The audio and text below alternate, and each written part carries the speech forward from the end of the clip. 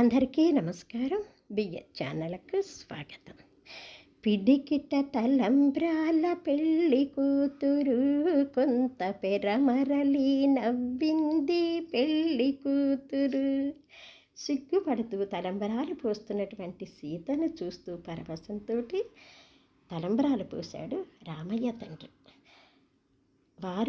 వాళ్ళని చూస్తున్నటువంటి అందరి కళ్ళలో ఆనంద బాష్పాలు కన్నుల విందుగా ఉన్నారు ఆ జంట.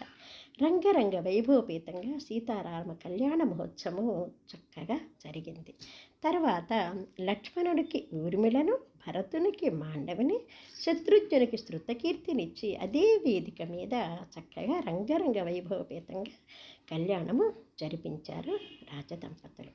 తర్వాత దశరథ మహారాజు దంపతులకు ఎన్నో కట్నాలు కానుకలు సమర్పించారు. తర్వాత నూతన దంపతులకు ఎన్నో బంగారము, వెండి, తర్వాత రథాలు, గుర్రాలు, ఏనుగులు, దాసదాసీ జనాలు సమర్పించి తర్వాత విందు భోజనాలు అయిన తర్వాత అప్పగింతలు చేస్తున్నప్పుడు ఆ రాజదంపతులు కన్నీళ్లు ఆగలేదు. ఎందుకంటే వారు ఎంత రాజదంపతులైనా తల్లిదండ్రులు కదా, బిడ్డను అత్తగారింటికి పంపాల్సి వచ్చినప్పుడు ఆ తల్లిదండ్రుల యొక్క బాధ వర్ణనాతీరము. అది మహారాజైనా మామూలు తల్లిదండ్రులైనా కానీ మరి అత్తగారింటికి పంపుతున్నప్పుడు సన్నాయి మేళంతో అప్పగింతల పాట వినండి.